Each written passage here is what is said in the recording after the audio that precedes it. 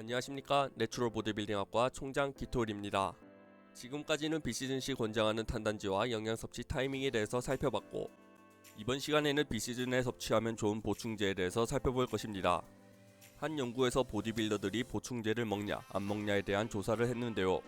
참가자 전원이 최소 1개 이상의 보충제를 섭취한다고 말했습니다. 왜 그렇게 많은 사람들이 보충제를 찾을까요? 몸이 좋아지고 싶어서? 간편해서? 제 생각에는 우리가 필요로 하는 성분을 쉽게 섭취할 수 있기 때문이라고 생각합니다. 크레아틴을 예로 들어 보통 한 스쿱에 4에서 5g 정도의 크레아틴을 가집니다. 반면 똑같은 양의 크레아틴을 소고기로 섭취하기 위해서는 소 1kg를 먹어야 합니다. 단백질의 경우에도 마찬가지입니다. 25g의 단백질을 흡수하기 위해서는 보충제는 한 스쿱이면 충분한 반면 닭가슴살로 채우려면 100g을 섭취해야 할 것입니다. 이어서 이 연구에 의하면 실험자 중 86%가 단백질 보충제를, 68%가 크레아틴, 67%가 BCAA, 42%가 글루타민, 40%가 비타민, 37%가 오메가3, 24%가 카페인을 섭취한다고 말했습니다. 많은 보디빌더들이 단백질 보충제를 섭취하는 것을 보고 단백질 보충제로만 단백질을 채우는 건가 라고 생각할 수 있지만, 대부분의 피실험자들은 음식으로 단백질을 섭취하고 나머지 소량을 단백질 보충제로 섭취한다고 말했습니다. 단백질에 대한 이야기는 지난 시간에도 충분히 다뤘으니 단백질 보충제에 대한 이야기는 잠시 접어두고 다른 보충제에 대해서 이야기를 하겠습니다. 비시즌 시 권하는 보충제는 크레아틴인데요. 크레아틴은 에너지원으로 주로 골격계와 심근에서 발견됩니다. 크레아틴은 우리가 음식으로도 섭취할 수 있는데요. 크레아틴은 참고로 닭가슴살로는 얻을 수 없고 소고기를 통해서만 섭취할 수 있습니다. 그리고 앞서 말한 듯이 4에서 5g의 크레아틴을 섭취하기 위해서는 크레아틴 보충제 한 스쿱 혹은 1kg의 소고기를 먹어야 합니다. 하지만 크레아틴은 조리를 하는 과정에서 크레아틴의 함량은 줄어듭니다. 따라서 보충제를 통해서 섭취하는 것이 가장 효과적인데요. 크레아틴에 대한 연구는 많이 이루어졌습니다. 논문에 의하면 하루 2에서 3g의 크레아틴 섭취는 근성장과 스트렝스 향상에 큰 도움이 됐다고 말했습니다. 그리고 크레아틴 로딩은 따로 필요 없다고 말하는데요. 연구에 의하면 6일 동안 하루에 20g씩 총 120g의 크레아틴을 섭취한 그룹과 28일간 크레아틴을 3g씩 총 84g을 섭취한 그룹을 비교했을 때 로딩 단계에서 큰 차이는 나타나지 않았다고 말합니다. 따라서 현재 크레아틴 섭취를 중단하거나 섭취하지 않은 분들은 하루에 크레아틴을 20g씩 6일간 섭취하고 이후에는 3g씩 섭취해주시면 충분히 크레아틴 바를 느낄 수 있을 것입니다. 대부분의 사람들은 일반적인 식단에서 크레아틴을 3g 이상 섭취하지 못합니다. 따라서 보충제의 형태로 크레아틴을 섭취하는 것이 가장 편한데요. 크레아틴 보충제론 이것 그리고 모노크레아틴이 있습니다. 앞에 두 크레아틴은 최근에 나온 크레아틴 보충제인데요. 모노크레아틴보다 더 비싸지만 효과가 월등히 더 좋지는 않습니다. 따라서 모노크레아틴의 형태, 싼 것으로 섭취해 주시면 될 것입니다. 그리고 크레아틴의 섭취 타이밍은 크게 중요하지 않기에 하루 중 편하게 섭취하면 될 것입니다. 다음은 카페인인데요. 연구에 의하면 보디빌더들이 가장 많이 섭취하는 보충제 중 하나가 바로 카페인입니다. 카페인은 각성의 효과뿐만 아니라 고통을 줄여주고 운동 자각도를 낮춰준다고 합니다. 그러니 원래 본인이 느끼는 RP가 10이지만 이를 9 혹은 8RP로 느끼게 만들어준다는 것입니다. 또한 칼슘 퍼리로 증가시켜 파워성 운동에도 도움을 주고 저항성 운동에 있어서는 피로도를 줄이면서 스트렝스도 증가시킨다고 합니다. 이처럼 카페인은 정말 많은 효과가 입증되어 있고 그 효과 또한 즉각적으로 체험할 수 있으니 많은 선수들이 애용하는 것이 아닐까 싶습니다. 연구에 의하면 체중의 5에서 6mg의 카페인을 섭취하면 파워, 힘, 근육의 사이즈를 증가시켜준다고 말합니다. 하지만 체중의 5에서 6mg의 카페인의 섭취는 카페인 한계치에 가깝기에 권장하는 사항은 아닙니다. 카페인의 섭취 타이밍은 운동 전 1시간에 드시는 것을 권하는데요. 연구에 의하면 1시간 전에 섭취했을 때 운동의 효율이 가장 높았다고 말합니다. 하지만 저녁에 운동하시는 분들은 수면에 방해가 될 수 있는데요. 그런 분들은 카페인을 1시간보다 더 일찍 섭취하는 것을 권합니다.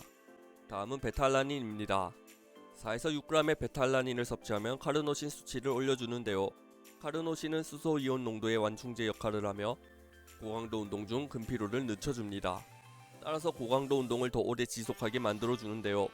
베타알라닌에 대한 메타 분석에서는 고강도 운동에 60에서 240초 동안 지속하는 운동에서 근력, 근성장, 파워 능력을 향상시킨다고 말했습니다.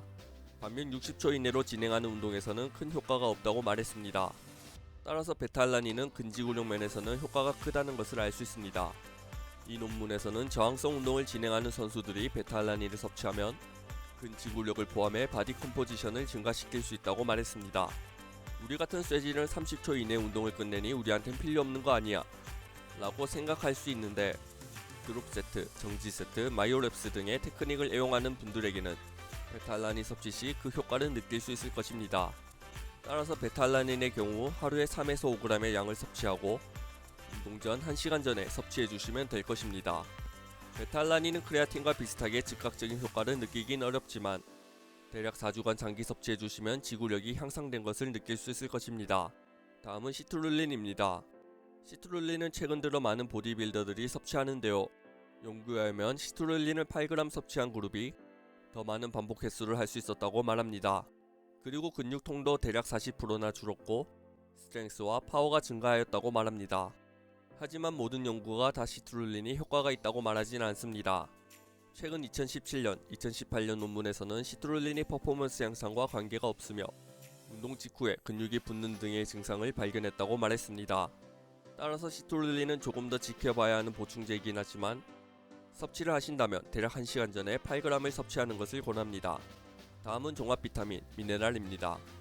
전통적으로 보디빌더는 아주 제한적인 식단을 섭취해왔습니다. 과거에는 고닥 브로콜리 스택을 많이 써왔는데요. 나트륨도 제한하면서 오로지 고구마, 닭가슴살, 브로콜리만 먹으니 비타민 결핍, 미네랄 결핍이 많았습니다. 연구에 하면 보디빌더들이 주로 부족한 비타민으로는 비타민 D, 칼슘, 아연, 철 등이라고 말합니다. 최근 한 논문에서는 전통적이고 제한적인 식단과 플렉시블 다이어트를 비교했는데요. 당연히 플렉시블 다이어트를 한 그룹이 더 적은 영양소 결핍이 있었다고 말합니다. 다이어트를 진행하면 영양소 결핍은 당연히 따라오는 것이지만 그래도 플렉시블 다이어트가 영양소 면에서는 전통적인 식단보다 우세하다는 것을 알 수 있습니다. 특히 여성의 경우에는 전통적이고 제한적인 식단을 했을 때 비타민 E, 비타민 K, 프로틴이 매우 낮았다고 말합니다. 반면 비시즌에는 어떨까요? 비시즌에는 대회를 준비하는 그룹과 비교했을 때 충분한 영양소 섭취가 됩니다. 그럼에도 불구하고 저는 종합 비타민을 추천하는데요. 그 이유는 결국 중요 비타민에 대한 결핍을 방지하기 위해서입니다. 따라서 비시즌에 제가 추천하는 종합 비타민은 저용량 비타민입니다. 저용량 비타민의 경우 섭취 시기와 용량은 자유롭게 섭취해 주시면 될 것입니다. 마지막으로 비시즌에 추천하는 보충제는 오메가3인데요. 오메가3는 운동 효율과 더불어 건강 자체에도 필요한 요소입니다. 건강뿐만 아니라 EPA, DHA의 경우에는 아나볼릭 효과도 가져온다고 말합니다. 또한 2014년 연구에서는 PCO일이 근합성을 더 잘 일으킨다고 말했습니다. 오메가3에 대한 연구는 많이 진행되었음에도 아직까지 논쟁이 뜨거운데요. 근성장에 좋냐 안 좋냐에 대한 논의는 아직까지도 뜨겁지만 두 입장 모두 건강상의 이점은 무조건 있다라는 공통점이 있습니다. 심혈관계, 우울증, 혈압 등을 정상화시키기에 섭취 시 안 좋은 것은 없으니 권하는 보충제입니다. 권장사항은 2에서 3g의 EPA, DHA를 하루에 섭취하고 타이밍에 대해서는 프리하게 드시면 될 것입니다. 마지막으로 보충제에 대한 이야기를 하고 마치겠습니다. 보충제는 말 그대로 보충제입니다. 본인이 평소 식단에서 챙기지 못하는 영양성분을 챙기는 데 도와주는 것이 바로 보충제이기에 너무 보충제에 집착하지 않으셨으면 좋겠습니다.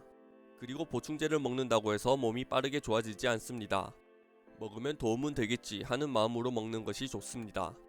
또한 이건 어때요? 저건 어때요? 라고 많이 물어보시는데요. 저는 개인적으로 모든 보충제는 괜찮다고 생각합니다.